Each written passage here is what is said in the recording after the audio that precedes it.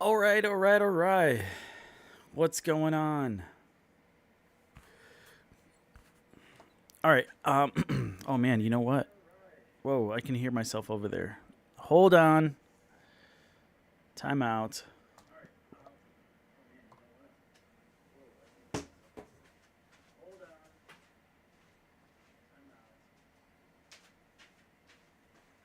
Actually,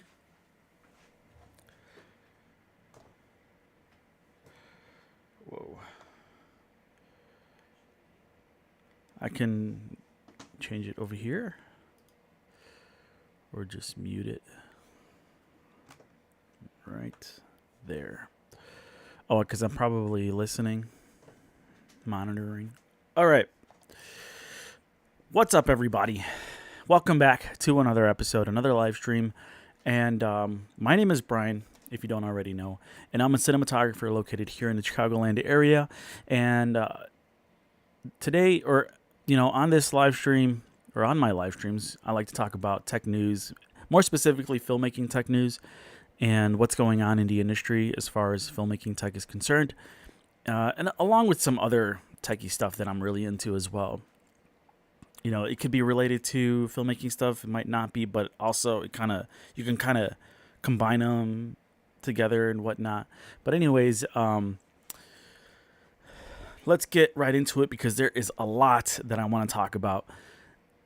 I haven't gone live in quite some time, and so honestly, like these stories have been piling up. These articles have been piling up because every day I check my news feed, and then it's like, hey, I want to talk about that because I'm into it.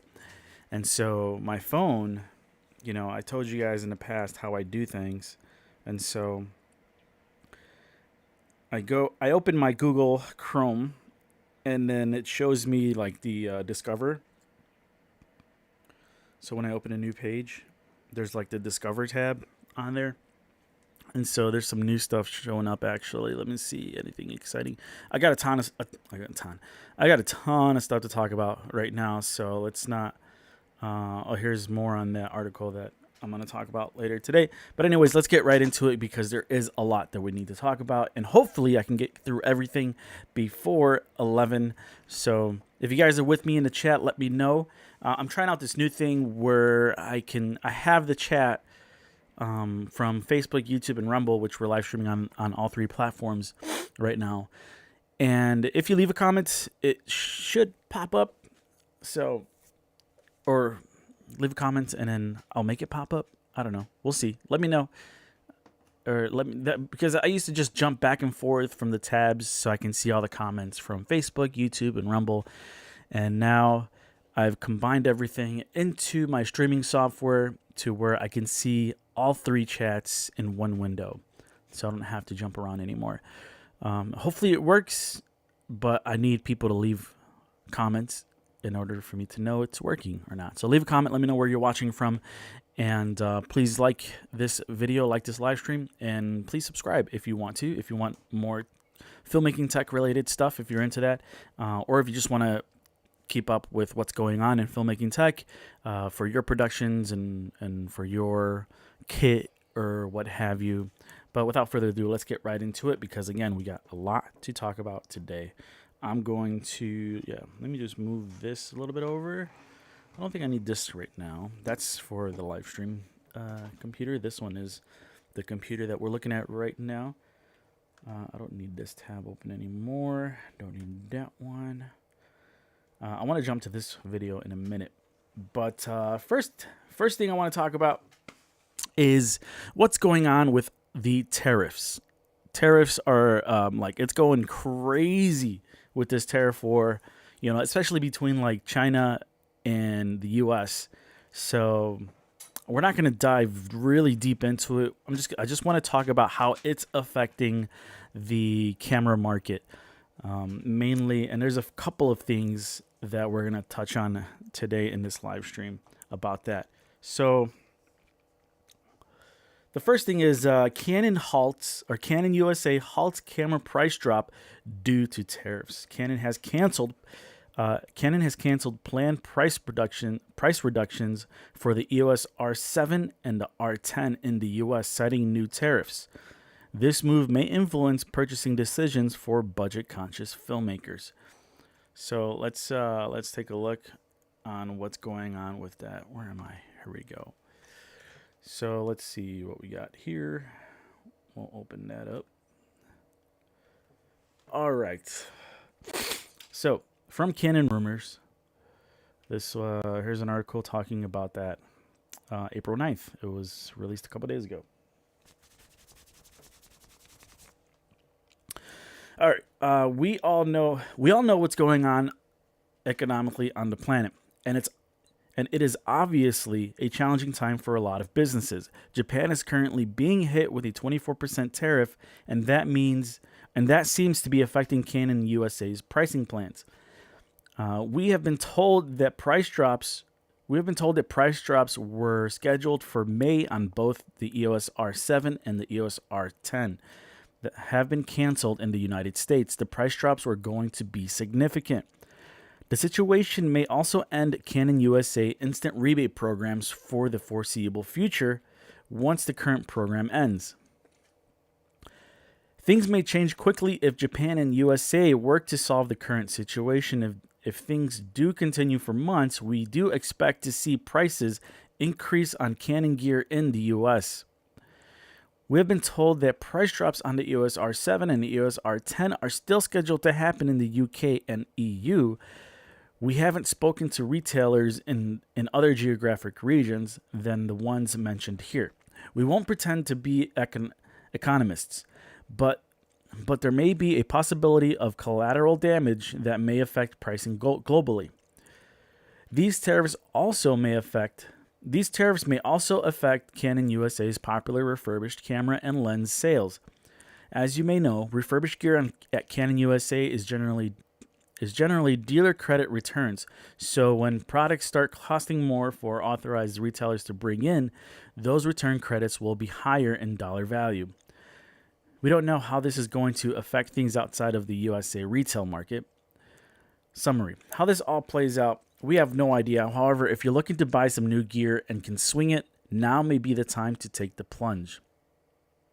Plunge? New gear? You don't want to buy anything right now. Don't buy anything. It's too early. It's way too early in this whole tariff war. Another thing we saw, this is not part of the news today, should have been, but on these tariffs, Blackmagic, if you go to their website, so Blackmagic had this update announcements on new products and updated software. But if we look at the product pricing, it has changed. So the Pixis 12K, a lot of the prices have changed because of the tariffs.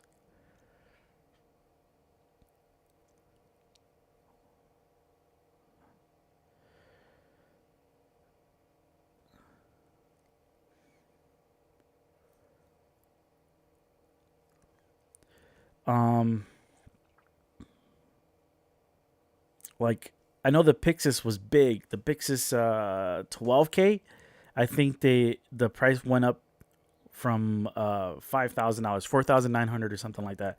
$4,900. It went up to $5,495. I think the same thing with the Pixis 6K. Like the Ursa Mini Pro 4.6K G2 $6,595 is crazy. Absolutely crazy. Yeah, you can see here that the price, it's because of the tariffs, okay? So honestly, like, the rest of the world is upset about the tariffs, which makes sense, right? So they're putting it on us. They're putting it on us. If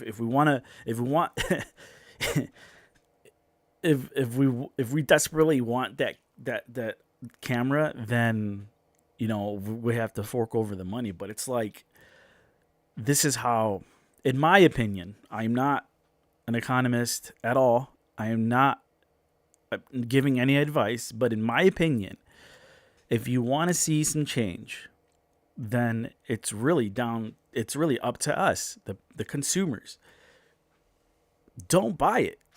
This is why there's the tariffs, right? They put the tariffs on the outside countries because, you know, the U.S. wants people to purchase U.S. made products, or products made in the U.S., right? So that means the companies outside of the U.S. that are shipping their products here to the U.S., they would have to manufacture their products in country to avoid paying the tariffs. So what does that mean for U.S.? Then the U.S., obviously there's more jobs. Basically there's more jobs. The economy grows, right? And so this is kind of like the beginning of that, right? So it's right now it's like there's a lot of like bluffing and whatnot between the U.S. and China, and then the China's not standing down and the U.S. is not standing down, and so and now we're seeing these price hikes because of it. But it's up to the consumers to decide, whether they agree with it or not. So if you don't agree with it, then just don't buy the item. Anyways, that's just my 2 cents on the tariff stuff. But continuing on with the tariffs, there's an article talking about how Apple is maneuvering around rising tariff costs by reworking its supply chain and pricing strategies. For indie creators and pros using Apple hardware, this could affect the future pricing of Macs and iPads used in editing workflows. Subtle but worth watching.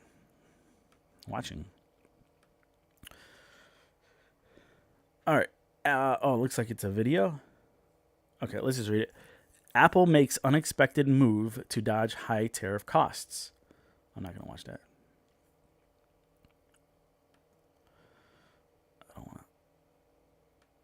Okay, so Apple is joining the growing list of retailers scrambling to avoid President Donald Trump's latest round of tariffs. Tariffs are taxes companies pay to import goods from overseas. And the extra cost is often passed down to consumers through price increases. On April 2nd, Trump announced oh, Lord have mercy. On April 2nd, Trump announced a 10% baseline tariff on all countries importing goods to the U.S., with roughly 60 countries seeing higher tariff rates to free the nation from its reliance on imported goods. Look what happened with China, or look what's happening in China, because China. We get a lot of stuff from China. A lot of stuff. So then we were probably one of China's biggest exports, right? So when the tariff war started, China is going nuts. A lot of companies in China going bankrupt. A lot, they lost, overnight, they lost customers, U.S. customers. They're trying to figure out, holy cow, where are we gonna, it's as if they had all of their eggs in one basket, pretty much. So they're looking to go elsewhere for new clients, new business or whatever. Because we were their biggest, like I said, we were the biggest exporter. I'm not an economist at all, but I'm just, I might be using the terms incorrectly. So I'm just trying to say that China, they thought they had us. They thought that we relied heavily on what they were sending us. But it was actually the opposite. They relied on us more than we relied on them.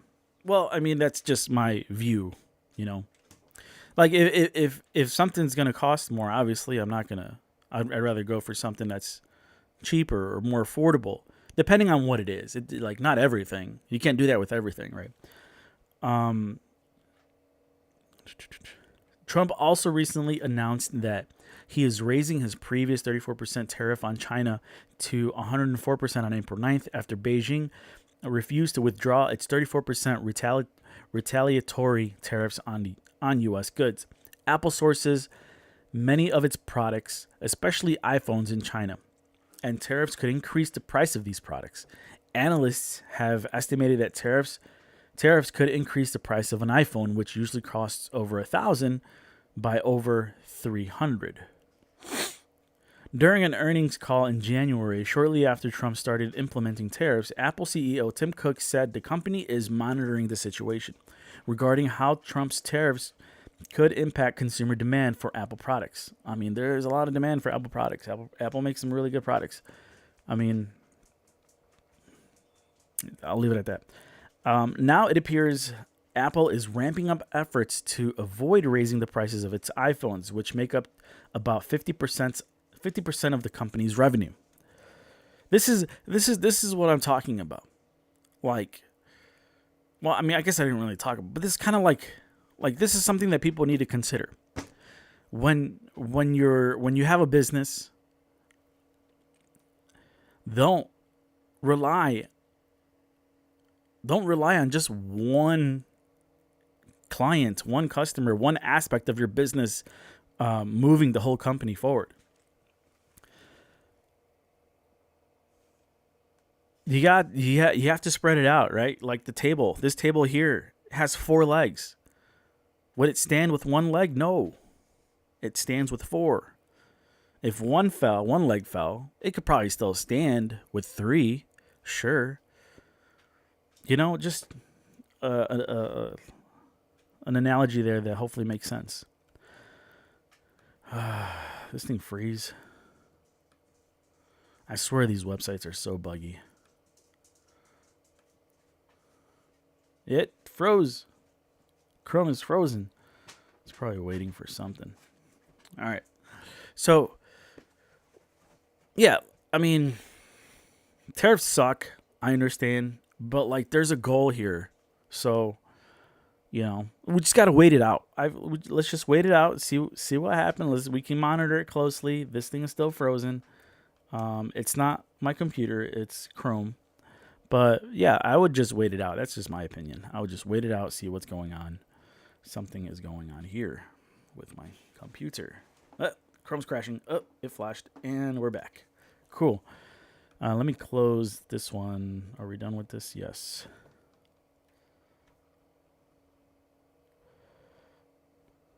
I finished this one, right? Yeah. Okay, we're going to jump to that in a minute. So,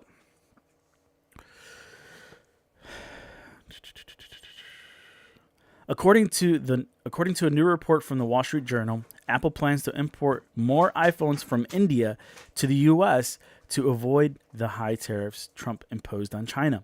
On April 2nd, Trump announced 27% tariffs on all goods imported from India. The move from Apple comes after it announced in February that it would invest $500 billion in expanding U.S. manufacturing facilities over the next 4 years, which could also help it dodge Trump's tariffs. See, exactly what I was talking about. I mean, it's just common sense. The company, okay, sure, the price for the products might increase, but like, it's a good start. You're giving people in the U.S. jobs. You're boosting the U.S. economy. The company is also reportedly planning to receive an exemption from Trump's tariffs, which Cook received during which Cook received during the first Trump administration in 2018. The last thing Apple needs to do is increase the prices of its iPhones, as consumers have already been hesitant to buy newer versions of the product even before tariffs were imposed. I still have an iPhone 13, and it's been fine for me. It's been working great, no issues with it. I have no reason to upgrade to anything else, or a newer iPhone, which I think now is the iPhone 16 or something like that. According to Apple's fourth quarter earnings report of 2024, iPhone net sales slightly dipped by almost 1% year over year. And this is after it released its iPhone 16 in September. Oh, see. Yeah, so this is like when I bought my phone, it's like it was so expensive, like seriously, what the heck? And I'm like, dude, I'm not buying a phone for like 10 years after this because this is ridiculous. Phones did never cost this much. I remember when phones started costing like $300 and I thought that was crazy. So, yeah. And now it's like over 1,000. I think this phone was like 1,200 or something like that. It was just nuts. What the heck? So, I use the heck out of it. Like it is, yeah. But I don't just use it for like regular, consuming content. I use it for creating content as well. More for creating content than consuming. Well, I don't know. It could be half and half. Who knows? A survey from Wallet Hub last year even found that 60% of Americans are avoiding purchasing a new phone due to inflation. It also revealed that 9 out of 10 Americans believe iPhones are overpriced. Yeah. However, amid the mayhem surrounding tariffs, many Apple users have reportedly been rushing to upgrade their iPhones over the past week due to fears that tariffs will increase the prices of the products. Yeah, I mean, look, these are people freaking out right now. Okay, maybe you have the right to freak out, but it's like any big purchasing decision that I make, I wait on it. Like, I'll sleep on it, I'll wait it out, see what happens, and then if I don't need it, like if I could live without it, then I don't need it. It's like whenever I order something off of Amazon, I put it in the cart. I let it sit there for a couple of days or whatever, or a few days, and think about it. And it just sits there in the cart. Unless it's something that I really need for like work or whatever, which is usually mostly the case, most of the times. And then it's like, I end up, a lot of the times, I would say maybe like 70% of the time I end up not purchasing that item. I'll just save it for later. Or even sometimes when it's sitting there, like Amazon's like, hey, this has been sitting in your cart. There's a discount on it. I'm like, oh, okay, cool. Boom.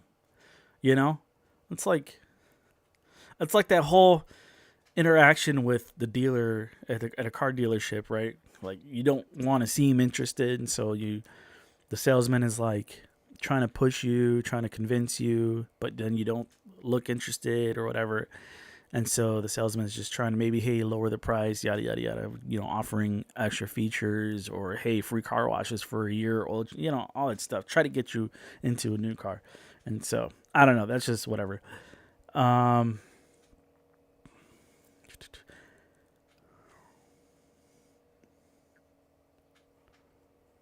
right. So, moving on to the next thing. Oh, I thought this was interesting. Let's check it out. So, Apple Store in Chicago area permanently closing later this month. Apple will be permanently closing its store at the Northbrook Court Shopping Mall in the Chicago suburb of Northbrook on April 26th, the company has announced. Apple has added the following notice to the store's webpage. Thank you, Northbrook. Apple is closing on April 26th at 7 p.m. We're still here for you. Please visit apple.com/retail to find your nearest store. Apple Northbrook opened in 2005, and the store moved to a larger space in the mall in 2017. Apple previously said affected employees would be able to continue working for the company, but a closing date had yet to be announced. At Apple, we're always focused on providing an exceptional experience for all of our customers, said Apple. With the evolving redevelopment plans at Northbrook Court Mall and the departure of several retailers, we have made the difficult decision to close our store there. We've loved serving the Northbrook community for nearly 20 years, and our valued team members will continue their roles at Apple. We look forward to welcoming customers at one of our 8 Chicagoland locations, as well as on apple.com and the Apple Store app. Northbrook is considered to be a dying mall, as it has lost several major retailers over the past few years, including Lululemon earlier this year. Apple's closest location for Northbrook customers will be the Westfield Old Orchard Mall. Apple also permanently closed its Infinite Loop and Royal Hawaiian stores earlier last year, but it also opened several new stores around the world since then, including at the Miami World Center, the Exchange TRX in Malaysia, and elsewhere. Apple announced that it will soon be opening a store in downtown Detroit. Downtown Detroit, wow. Yeah, it looks like that mall, I guess, is there's another mall in I think west suburbs that is being torn down, or they're in the process of tearing it down. I think Stratford, I think it was. Stratford Mall. Stratford Mall. Yeah, Stratford Square. Jesus, type. Demolition. As of April 9, 2025, the demolition of Stratford Square Mall in Bloomingdale is nearing completion. Yeah, so this mall, they're almost done, paving the way for mixed-use redevelopment project called The Grove. Homing? Mixed use. Redevelopment plans. The village of Bloomingdale purchased the mall in January 2024 and plans to redevelop the site as the Grove at Bloomingdale Commons, a mixed-use development with entertainment venues, retail, community spaces, parks, restaurants, and apartments. Sounds fancy. So maybe malls are a thing of the past. Okay, let's move on. This is not camera tech, but it's very interesting. Okay, let's move on. So I think we could skip over that budget mini projector alert flash sale at Walmart. If you're interested about learning more on that, the Dr. J Professional Mini Projector is currently available at a steep discount in a limited time Walmart flash sale. While not designed for pro filmmakers, it's an affordable option for casual screenings or backyard movie nights. Top camera gear for pro level travel photos. So recently I went on a trip to the motherland, to Ecuador, and if you haven't seen any of that stuff, go to my TikTok. I've got some really cool videos, travel videos there about that trip. And what I was talking about on that trip. Okay, so I originally planned on taking my Canon 80D DSLR with a bunch of batteries, some lights, a couple of lenses, a monopod, and then it became like this whole ordeal. And then I started reading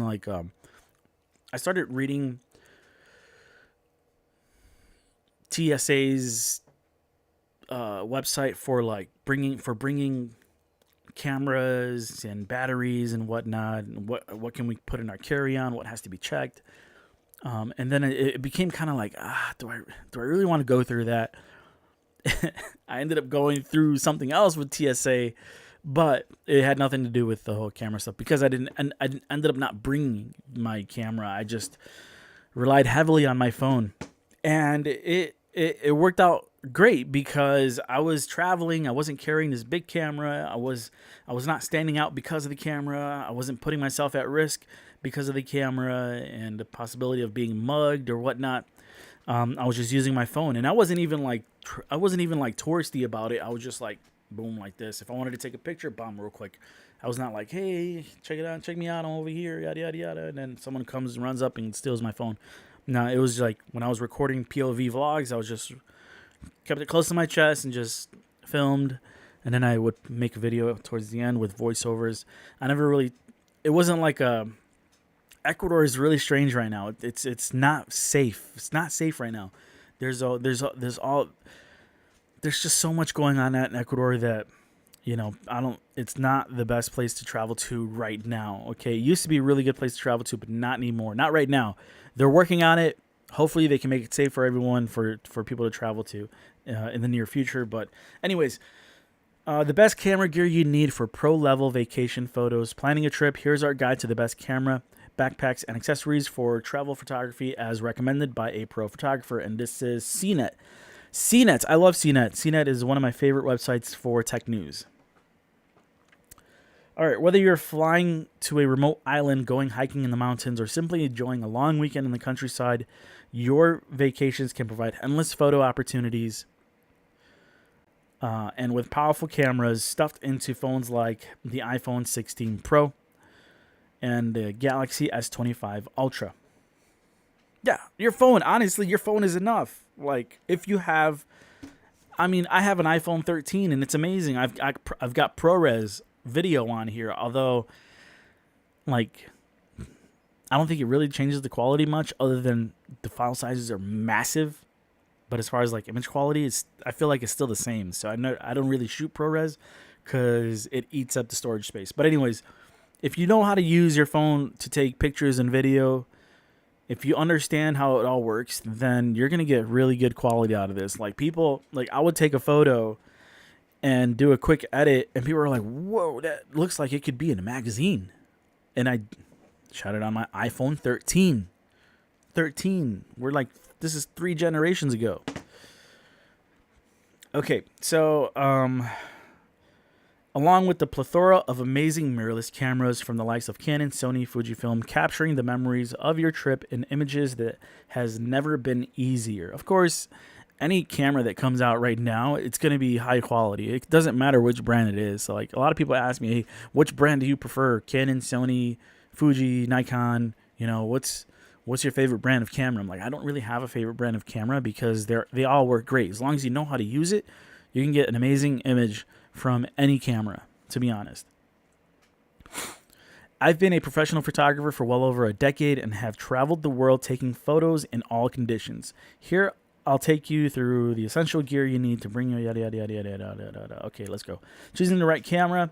While you're unlikely going to buy an entirely new camera system. Okay, let's just go over some of the highlights. Traveling with a camera used to mean hauling a big heavy DSLR in your backpack everywhere you go. Yeah, that's true. But mercifully, modern mirrorless cameras are typically much smaller and lighter. Yes, and that's what I loved about the Panasonic Lumix line. Well, before they came out with the full frame, they were micro four thirds. The Panasonic and Olympus micro four thirds, small bodies, small lenses. Like even a fast lens like a 1.4 was still very, very small, and that's what I loved about it. Like so small, very light, and still amazing image quality. So I just took my Canon R5 and a small lightweight 50mm 1.8 lens on a 3-week trip to Sicily and loved the shots I got from this compact setup. So the R5, I think, is a full-frame camera. Yeah, the R5 doesn't come cheap, nor is it the smallest camera around, but it offers stunning image quality from its full-frame sensor. And the reason why I was that was the first thing I thought about when it came to the sensor, because the 50mm is pretty tight on a crop sensor, but a 50mm on a full-frame camera is actually pretty wide. It's, a lot of times I don't like shooting portraits on a 50mm. I like shooting portraits on an 85mm or more or higher, like 85, 90, 100. The more compression. I mean, you don't want to go too far with the compression, but the 50 I feel like is too wide for portraits. I say 50. I mean, obviously, there's so on a crop sensor, a 50 is like an 85. Kind of around there, 70 something, and a 35 is like a 50ish, like 40 something, 48 or something, on a compared to a crop sensor to full frame when you're like translating or like what is it? I don't know. Anyways, relating it to like a 35mm sensor. or converting it, I should say. But still, you still get that same. You still get the same distortion. You still get the same compression from, you know, a 35 versus a 50 versus a 24 versus an 85. Yada yada yada yada. So so so yeah. So he took an R5 full frame 50 millimeter. That's a great setup right there. You know, on its own. So it's a good walk around street camera, street photography, landscape photography, and then you're getting into like portrait photography as well. So it's a good all around lens. 50 millimeter 1.8. 1.8 is pretty small lens, but it's pretty good aperture. It's enough to let in a lot of light, and give you a pretty good image, pretty clean and bright image. So, but the R5, you know, it's not like, it's more of a professional camera versus like a beginner camera. Want something a bit smaller? Look towards a micro four thirds camera like Fujifilm, the XS10, or the superb fixed lens X100 6.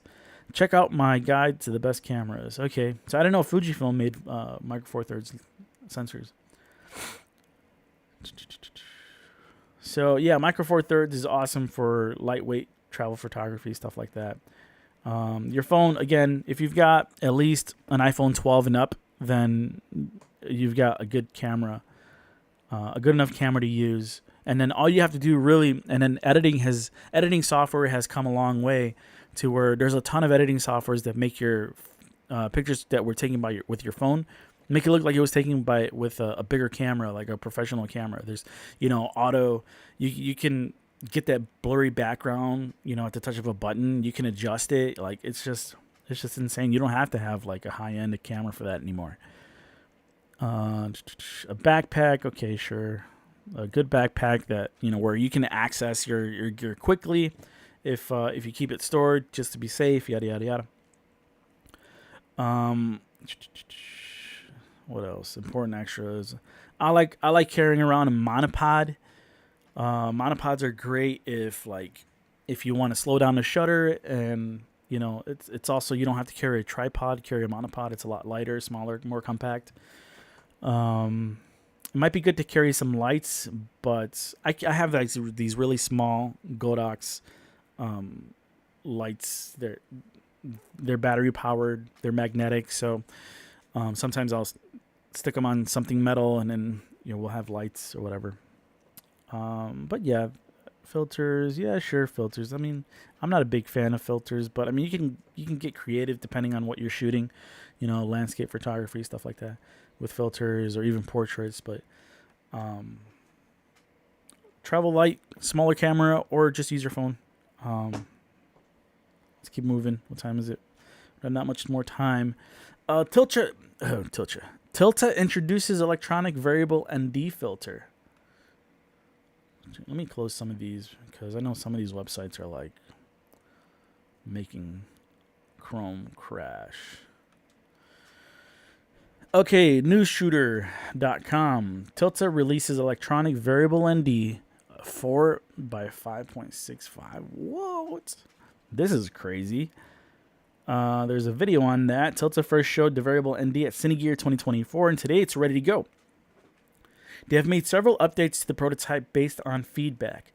The electronic ND4, the END4 by 565 filter can be controlled with a new Nucleus M2 and nano wireless systems, or locally on the filter. That is crazy. It is crazy how like technology is advancing like crazy in the filmmaking world. Like, wow, that's really cool. I like that. USB-C connection to a USB-C battery source powers it. The strength is 1.5 to 5 stops of neutral density. Tilt. What? There's a little typo here, buddy. Unless, I don't know. Tilta states it is a slight color shift. However, you do get this with almost all ND filters. Yeah, that's true. That's why you want like an IR ND. That's cool. That's pretty nice. That's really nice. I like this, but my matte box is it's I think 4x4. It's not like one of these. Might have to get a different matte box for this ND. This is crazy. It's like no longer do we need a camera that has built-in ND, or I mean it's variable ND, right? Blackmagic cameras have like separate NDs. It's like a rotation. I think two stops. I don't know. It goes from like 2 to 8 or 10 or whatever, in increments. Not variable. Sony has built-in variable ND, which is really cool. The Sony FX6, FX9. I think the FS7, maybe. I don't know. Maybe. So this is really interesting, really cool. So there's a battery powering that. I would run a cable to the V mount. That's what I would do. I wouldn't put how often, I mean, I wonder how long the battery lasts. It's what looks like a NPF battery, a Sony battery. It looks like a Sony NPF. Pricing hasn't been set. However, the range is approximately $400 to $500. That's not bad. That's not bad at all. That's really cool. That's really interesting. Thank you for that news. Okay, Sennheiser releases climate-proof shotgun mic. If you're into audio, maybe check this out. I'm actually, you know what? I'll leave all of these links on my website. I'll put up another blog post, and I'll just copy this whole thing, and I'll put it up there so you guys can go check it out. I'm not going to dive in deep into this one. I'm not an audio person per se, but, let's look at, let's see what... a brief overview. Sennheiser's new MKH 8018 shotgun microphone is designed for professional use in adverse conditions, offering high-end sound capture capabilities for field recording. One thing that got my attention on this post was because she's using a Blackmagic Ursa. Am I a Blackmagic fanboy or what? So yeah, you guys can check this out. I'll put the link up on my website if you want to go check that out. Atomos launches TXRX 4K and HD wireless video system. It seems like more and more brands are getting more, like dipping more into like other. I mean, Atomos has always been doing video stuff, but I don't know. Let's see. Atomos unveiled its TXRX wireless video transmitter and receiver system, enabling seamless 4K and HD video transmission on E. What the heck happened there? The system is priced at $599 and it is expected to ship in June. If you guys want to check that out, you guys can read it up on my website. Atomos partners with Club Cancer for Anton support. Atomos has entered into an agreement with Club Cancer to provide ongoing support for Anton's cancer line of professional audio recorders, ensuring continued service for these esteemed devices. Amaran debuts a 60C and a 120C panel lights. This is interesting because I was at work, I was at the studio, and I'm like, okay, so we have the Godox 300s. I forget, they're the 300s or something like that. And then we have, for apertures, we have tubes. We have the Amaran, I forget what they're called, the tubes, the long ones, the ones that you can use Sidus Link on. So those two systems are the Godox. There's a remote that you can turn on and off the lights, and they're mounted in the grid. And then the tubes are for the background, where you get on the app and you turn it on and off, which are great. There are a bunch of like newer panels. There's some in the grid, and there's some on the floor that I have to turn on manually.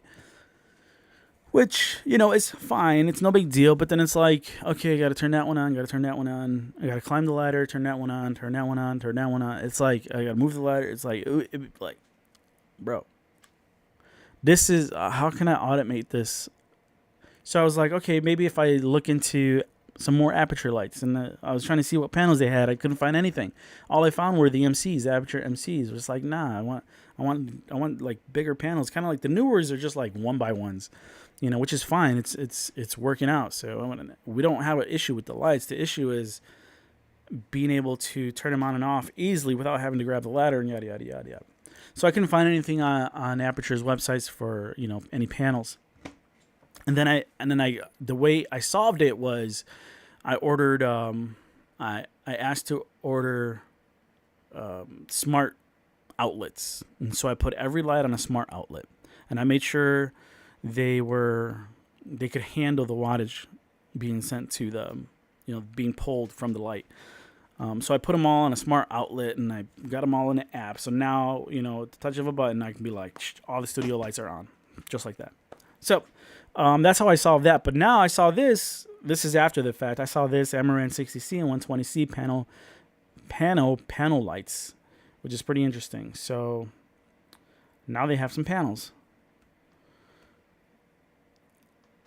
Okay, Amaran has two versions of the new Pavel panel lights: the 60-watt panel 60C and 120-watt panel 120C.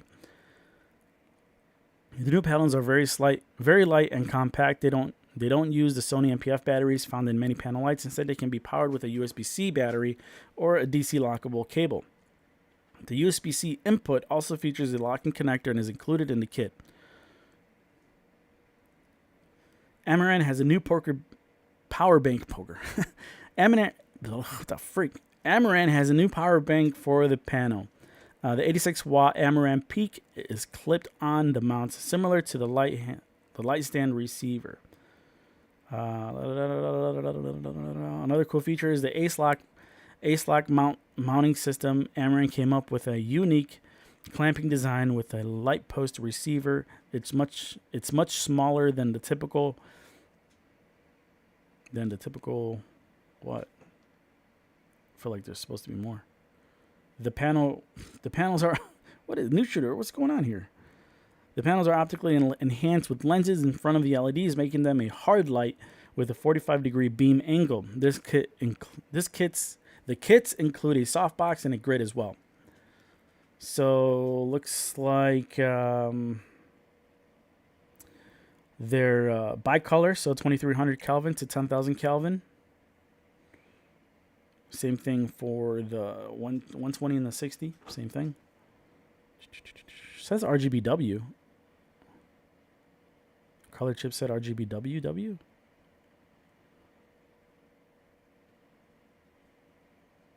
I missed that. Yeah, right. Yeah, because I thought I saw the light was blue. Yeah, see.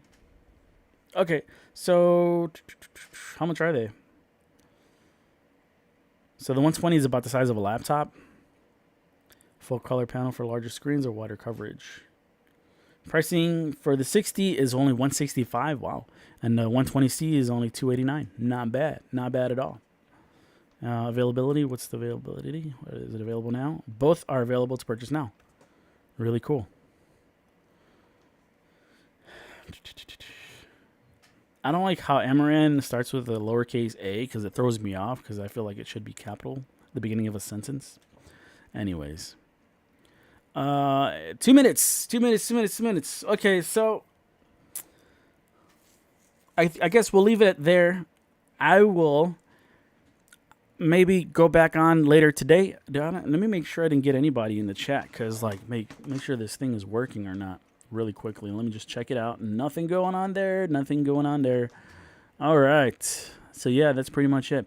All right, guys. Well, that's I'm going to cut it right there for now, and I'll go back on later today or maybe tomorrow. All right, so let me see. I'm trying to... what am I doing here? I'm using the wrong computer. I get so confused sometimes. This is the one I want. Yeah, I got to figure out... not figure out, but I got to see how I want to control the streaming computer and this computer... if I want to do it in a way, the rack is almost...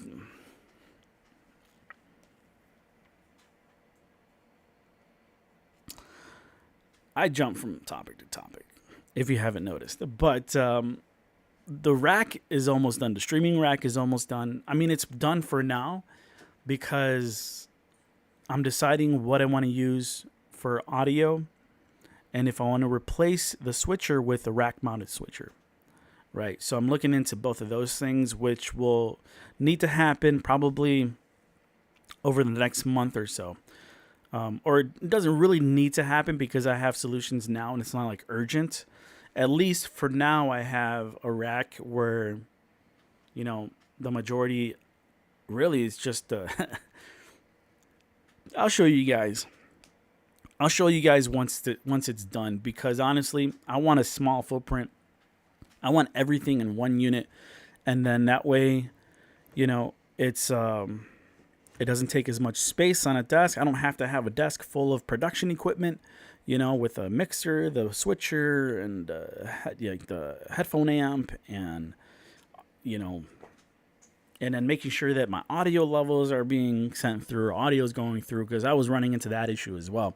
And I'm going to show you how I solved that, kinda, and whatnot. But that's going to have to happen another time. Right now, as you can, I don't know if you can't see really, and I don't have the overhead camera on.